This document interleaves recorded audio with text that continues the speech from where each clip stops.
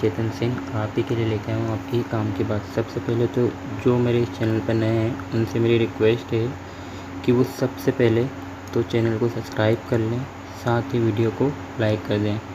आप लोगों को बताना चाहता हूँ कि जो वीडियो मैं बना रहा हूँ ये बहुत से लोगों की हेल्प करेगा। जिन लोगों को अभी तक अनुकंपा नियुक्ति नहीं मिल पाई है या जिन लोगों को अभी अनुकंपा नियुक्ति मिलने में बहुत ज़्यादा तकलीफ़ हो रही है तो उन लोगों की बहुत ज़्यादा हेल्प करेगा। तो मेरा आप लोगों से निवेदन है हाथ जोड़ के कि आप प्लीज़ वीडियो को लाइक करें और वीडियो को शेयर करें, साथ ही सब्सक्राइब करें ताकि लोगों तक इसकी हेल्प पहुंच सके। तो आज मैं आप तक उन प्रश्नों को लेके आया हूं जो प्रश्न आज तक अनुकंपा में पूछे जाते हैं। तो ये जो सारे प्रश्न हैं ये सारे मैंने कहाँ से डाउनलोड करे हैं, कहाँ से मिले हैं और कहाँ किस प्रकार से मिले हैं। ये सारे वो प्रश्न हैं जो रेलवे की अनुकंपा के अंदर, पोस्ट ऑफिस के अनुकंपा के अंदर, बैंक की अनुकंपा के अंदर पूछे जाते हैं, जिसको बोलते हैं पॉइंट टेबल। और इस पॉइंट टेबल में जो जितने भी पॉइंट रहते हैं इन पॉइंट के हिसाब से आपको अनुकंपा प्रदान की जाती है। तो जैसे कि अब मेरे पास जो ये फाइल है, इस फाइल के अंदर आप देख सकते हैं कि करीबन 59 तक इसमें जो है वो पॉइंट बने हुए हैं। अब इन पॉइंट को धीरे धीरे अपन समझ लेते हैं कि क्या होती है पॉइंट टेबल और किस टाइप से ये पॉइंट टेबल में रूल्स बने हैं। विद जो चैनल पर नए हैं उनसे मेरी पुनः रिक्वेस्ट है कि वो वीडियो को सब्सक्राइब और लाइक ज़रूर कर दें। तो देखते हैं दोस्तों, सबसे पहले जो इसका रूल्स है वो कौन सा है और क्या क्या इसमें प्रश्न पूछे जाते हैं। तो इसमें लिखा हुआ है पहले अनुकंपा नियुक्ति के संबंध में अक्सर पूछे जाने वाले प्रश्न कौन कौन से हैं। तो पहला प्रश्न आता है, सरकार के किन प्रावधानों के अंतर्गत अनुकंपा के आधार पर नियुक्ति को नियमित किया जाता है। दूसरा होता है, अनुकंपा नियुक्ति से संबंधित योजना का उद्देश्य क्या है। तीसरा, क्या यह योजना सशस्त्र बलों के सदस्य पर भी लागू होती है। सशस्त्र बलों मतलब CRPF वगैरह जो आर्मी वगैरह होती है उन लोगों के ऊपर लागू होती नहीं है। अब एक क्वेश्चन मेरे पास आया था, क्या आत्महत्या करने वाले लोगों को अनुकंपा मिलती है। तो हाँ, उन्हें अनुकंपा मिलती है, बट उसमें क्या कंडीशन रहती है ये बता देता हूँ, है ना। क्या रहती है, क्या यदि परिवार अनुकंपा नियुक्ति तो विचार करने से संबंधित मानदंडों को पूरा करता है तो उसे अनुकंपा नियुक्ति मिल सकती है, और अगर नहीं कर पाता है तो उसे अनुकंपा नियुक्ति नहीं मिलती है। ओके। अब अगला जो क्वेश्चन उठता है कि अनुकंपा नियुक्ति के लिए ऊपरी और निचली आयु सीमा क्या है। तो देखो, ऊपरी और निचली आयु सीमा मतलब क्या होता है कि यार वो 18 साल उन्हें कंप्लीट करा है या नहीं करा है, उसका एजुकेशन क्या है, या भर्ती नियम के अंतर्गत जो भी आयु मापदंड रहते हैं उसके अनुसार वो कंप्लीट होता है या नहीं। अगला जो क्वेश्चन है इसके अंदर है, क्या अनुकंपा के आधार पर नियुक्ति करते समय किसी पद के लिए निर्धारित ऊपरी आयु सीमा में छूट प्रदान की जा सकती है। तो हाँ, प्रदान की जाती है, बट वो कंडीशंस कुछ ऐसी रहती है कि जैसे कि अगर बच्चा छोटा है तो उस आधार पर अगर आपको अनुकंपा नियुक्ति के पॉइंट मिलते हैं तो आने वाले समय में आपको अनुकंपा नियुक्ति दी जा सकती है। अगला जो प्रश्न है कि अनुकंपा के आधार पर नियुक्ति करते समय किसी पद के लिए निर्धारित निचली आयु सीमा में छूट दी जा सकती है। तो सेम क्वेश्चन है और सेम इसी का आंसर है कि हाँ, छूट तो आपको दी जा सकती है अगर आप छोटे हैं तो। अनुकंपा के आधार पर नियुक्ति करते समय आयु संबंधी पात्रता के निर्धारण और निर्णायक तारीख क्या रहती है। देखो, अब वो तो डिपेंड ये करता है कि आपकी पात्रता कब पूरी होगी, क्योंकि अभी तो आप छोटे हैं। छोटे होने पर तो आप कोई पात्रता ले नहीं पाएंगे जब तक आप 18 वर्ष होते हैं। 18 वर्ष के बाद आप जो काबिल बन जाते हैं तब आपकी पात्रता देखी जाती है। बट बहुत सारे ऐसे विभाग है जो सेंट्रल गवर्नमेंट के नहीं होते हुए स्टेट गवर्नमेंट के होते हैं, उसमें बच्चों को नियुक्ति बचपन से ही दी जाती है। जैसे कि बाल विभाग, अगर बच्चा 12 वर्ष का है तो उसको बाल विभाग वगैरह में नियुक्ति प्रदान की जा सके, जैसे पुलिस विभाग वगैरह। बट यहाँ पे हम जो पॉइंट टेबल समझ रहे हैं ये सेंट्रल गवर्नमेंट के बारे में समझ रहे हैं, जो सेंट्रल गवर्नमेंट की अनुकंपा नियुक्ति होती है।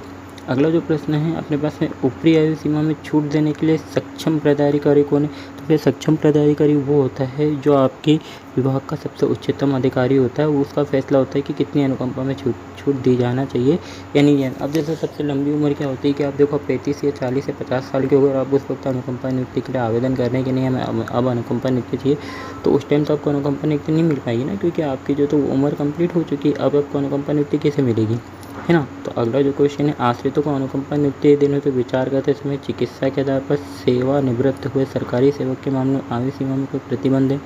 तो देखिए, अगर आपके जो भी पिताजी थे या कुछ भी थे और आश्रित वो अनुकंपा नियुक्ति रहा तो उसका पूरा मेडिकल चेकअप होता है, उसमें कोई बीमारी तो नहीं है, किस टाइप से क्या है, तो उसके बाद उसे अनुकंपा नियुक्ति प्रदान की जाती है।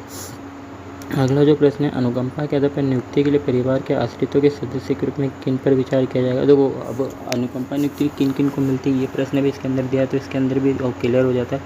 सबसे पहले तो जो पहला अधिकार रहता है वो हस्बैंड की वाइफ का रहता है, वो चाहे तो अपने बच्चों को दे सकती है, ना चाहे तो नहीं भी दे सकती। उसके बाद उनका पुत्र का रहता है, फिर पुत्री का रहता है, या फिर पिताजी की जो बहन रहती है उनका भी अधिकार उस पर रहता है। पर सर्वप्रथम जो रहता है उनकी संगनी का मतलब उनकी वाइफ का अधिकार रहता है ना। और दूसरा ये है कि अगर अभी तक आपने मेरे चैनल को सब्सक्राइब नहीं करा तो चैनल को सब्सक्राइब कर लीजिए। पुनः मेरी आपसे रिक्वेस्ट है, मैं आपको बता दूंगा कि ये जो PDF है और जो टाइम टेबल है आपको कहाँ से मिलेगी, किस प्रकार से मिलेगी, मैं अपने आगे व्हाट्सअप नंबर बता दूंगा और व्हाट्सएप पर मुझे आप हाई करके इस PDF को आप प्राप्त कर सकते हैं। ओके। अगला है, क्या विवाहित पुत्री के मामले में अनुकंपा नियुक्ति तो विचार किया जा सकता है। ये एक प्रश्न मेरे पास बहुत बार पूछा गया है कि यार मेरा सपोज मेरे पिताजी वहाँ जॉब करते थे और मैं उनकी इकलौती लड़की होने के बाद में मेरी शादी हो गई, मेरे पिताजी की डेथ हो गई, वो अनुकंपा नियुक्ति में थे, तो क्या मुझे अनुकंपा नियुक्ति मिलेगी। तो बिल्कुल इसका प्रश्न का आंसर मैं आपको दे रहा हूँ कि क्या होता है कि वो मृत्यु या चिकित्सा के आधार पर सेवानिवृत्ति के समय सरकारी सेवक पूर्ण रूप से आश्रित थी या नहीं थी। सपोज जैसे कि अगर उनकी मृत्यु हो गई, उनकी शादी को उनका पति कुछ नहीं कर पा रहा है, तो वो जो भी उनके पिताजी थे वो क्या उनके ऊपर आश्रित थी, वो नहीं थी तो नहीं मिलेगी, अगर थी तो फिर मिल जाएगी। उसका परिवार अन्य आश्रित सदस्य के भरण पोषण करना है, मतलब कि अगर देखिए उनके जो पिताजी थे वो उनके परिवार के साथ साथ उनकी बेटी का भी भरण पोषण कर रहे थे तो उनको अनुकंपा नियुक्ति नहीं मिलेगी, और अगर नहीं कर रहे थे तो मिल जाएगी। अब अगला जो प्रश्न है इसमें, क्या विवाहित पुत्र के मामले में अनुकंपा नियुक्ति विचार किया जा सकता है। यस, विवाहित पुत्र के बारे में अनुकंपा नियुक्ति के बारे में विचार किया जा सकता है, क्योंकि विवाहित पुत्र होने के बाद भी देखो अगर पापा और बच्चा का विवाह हो गया तो भी वो अकेला ही रहता है तो भी अनुकंपा नियुक्ति मिली, क्योंकि हमारे इसमें बहुत सारे लोगों को इस प्रकार से अनुकंपा नियुक्ति मिली है। तो अगले जो मेन पॉइंट है मैं आपको और बता देता हूँ कि किसी मंत्रालय विभाग में अनुकंपा के आधार पर नियुक्ति करने के लिए सक्षम पदाधिकारी कौन होता है। जैसे कि मंत्रालय वगैरह में तो वहाँ तो अपर सचिव वगैरह होते हैं, वही लोग नियुक्ति प्रदान करते हैं, उसके अतिरिक्त तो कोई अनुकंपा नियुक्ति नहीं प्रदान कर सकता है। रिक्तियाँ जिनके लिए अनुकंपा के आधार पर नियुक्ति की जा सकती है, तो देखो ये बहुत सारी नियुक्तियाँ जिनके आधार पर अनुकंपा नियुक्ति प्रदान की जा सकती है और वो कौन सीधे पॉइंट टेबल के हिसाब से रहता है। ओके।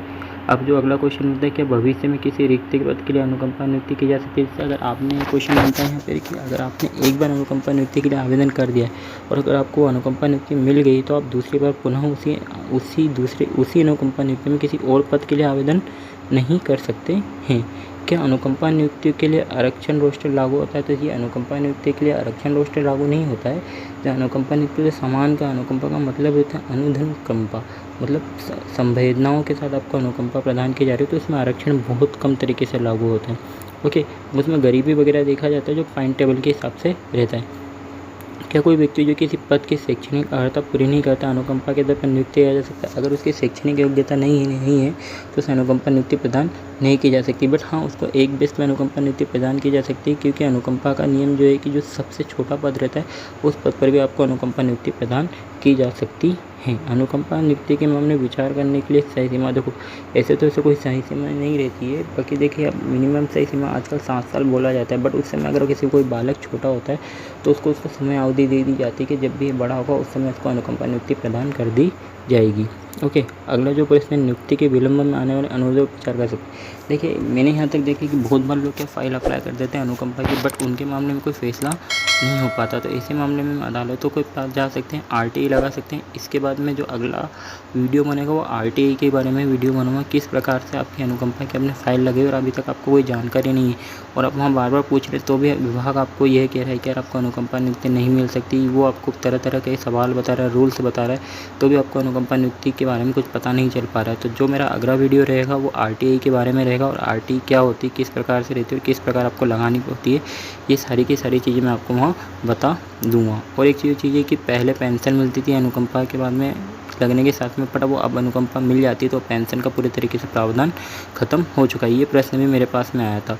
तो इस प्रकार से देखिए पूरी पॉइंट टेबल के अंदर करीबन 59 क्वेश्चंस है, उन सारे क्वेश्चंस के आंसर भी इसके अंदर दिए गए। क्या न्यायालय के अंदर जाने पर आपको अनुकंपा नियुक्ति मिलती है, नहीं मिलती, इस प्रकार के सारे प्रश्न इसके अंदर दिए हुए हैं। तो आप लोगों को अगर ये PDF चाहिए तो मेरे जो व्हाट्सअप नंबर है मैं आपको बता देता हूँ। मेरे जो व्हाट्सअप नंबर है 8959252040 है। मेरे व्हाट्सअप नंबर मैं आपको लिंक में भी दे दूँ, उस नंबर पे आप जाके मुझे व्हाट्सअप पर हाई कर सकते हैं और मुझसे ये PDF मांग सकते हैं और ले सकते हैं। मैं आपको ये PDF सेंड कर दूँगा। इस PDF के माध्यम से आप सारे के सारे क्वेश्चंस आपको पता चल जाएंगे। ओके, और देन इन क्वेश्चंस को पता करने के बाद में आप सारे सवालों के आंसर खुद जान जाएंगे कि क्या क्या सवाल होते हैं और क्या क्या हमें किस प्रकार में इसे जानकारी मिल सकती है। ओके, तो ये सारे क्वेश्चंस हो गए। आप मुझसे ये PDF के माध्यम से प्राप्त कर सकते हैं। व्हाट्सएप पर हाई लिख सकते हैं। और अगर आपको वीडियो बहुत ज़्यादा अच्छा लगा है तो इस वीडियो को अपने दोस्तों के साथ में शेयर कर दीजिए, चैनल को सब्सक्राइब कर दीजिए, वीडियो को लाइक कर दीजिए। हो सकता है कि आपके सब्सक्राइब और वीडियो को लाइक करने के कारण उन लोगों तक इस वीडियो को पहुंच सके जिन लोगों को वाकई में इस वीडियो की आवश्यकता है, हेल्प की ज़रूरत है। तो पुनः मेरी आपसे रिक्वेस्ट है कि प्लीज़ आप वीडियो को लाइक, चैनल को सब्सक्राइब और वीडियो को शेयर कर दीजिए। नमस्ते, पुनः मिलूँगा दोस्तों, तब तक के लिए गुड बाय।